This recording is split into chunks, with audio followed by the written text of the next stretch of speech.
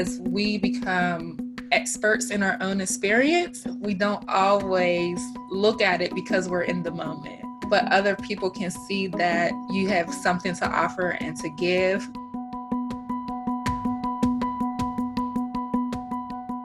Sharnay Hearn Davis is a beacon of positivity. Often described as the ultimate servant leader, Sharnay saw a gap in our region as it related towards Black women and Black girls, and she stepped in and she filled that space.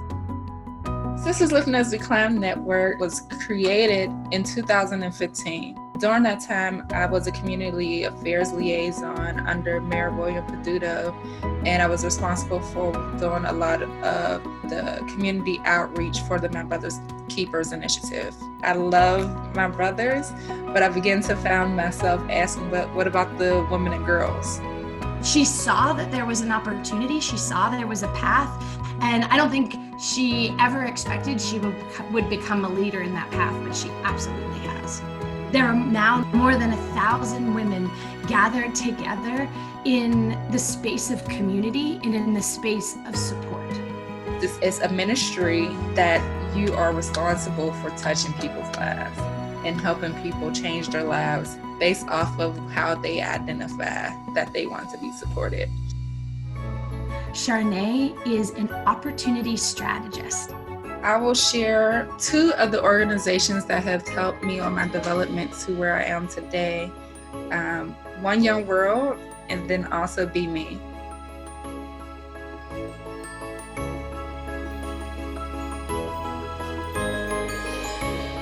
I can't think of a more important time to have more folks like Sharnay out there. Duquesne University has been a tremendous part of my personal and professional development. I am currently a doctorate candidate at Duquesne University in our Department of Educational Leadership. Prayerfully, I will become Dr. Sharnay Hearn Davis by the end of 2021. So I'm saying that on camera now so we can say, let's stamp it to make sure that is done.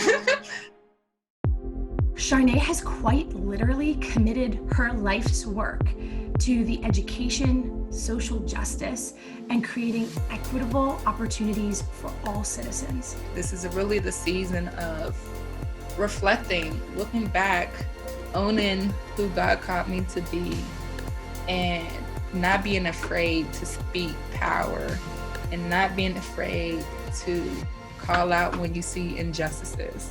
So as I give out, and support and encourage and lift other women, so now how do I own in my experiences to share, to say that I have something to offer?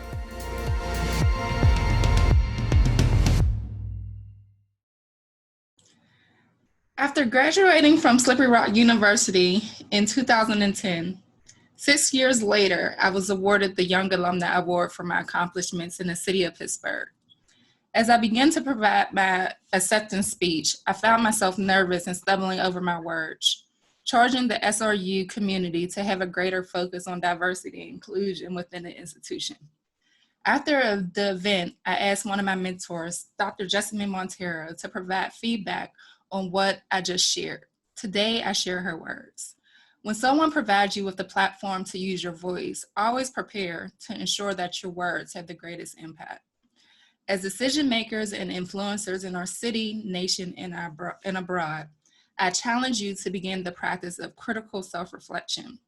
I challenge us to look at how we value Black women and their worth. What my bio doesn't tell you, as of August 29th, 2020, I found myself in the unemployment line for the second time in 3 years. This week, it was determined by the state that I was worth $583 every 2 weeks, despite my education, work history, and achievements. Since being unemployed since 2027, it has been a challenge to find, obtain, and sustain rewarding work paying over $55,000 in the city of Pittsburgh. I was often told that I was overqualified or not qualified enough. These experiences take a toll on you mentally, physically, and spiritually. Today, I use my personal story to provide insight into why I started the Sisters of As We Climb Network. I now know it's not my duty to be the voice of the voiceless, but to open doors and create opportunities for women of color to amplify their voices. I stand on the shoulders of those who've gone before me, like Ms. Siobhan Cook, Gwen Elliott, Bernadette Turner, and Dr. Dorothy Height. Every day we're fighting a battle in hopes to win the war. As Black women, we must be expert strategists to navigate the systems that for decades and continue to try and keep us out. Our resilience allows us to continue to work in our sectors, striving to create more equitable opportunities. It is an honor and a privilege to be named the 2020 ATHENA Young Professional. It also comes with the greater responsibility of being called to find solutions to some of our most pressing issues. I look forward to the new relationships and opportunities that will be birthed now that you heard me speak my truth. Once again, I thank you.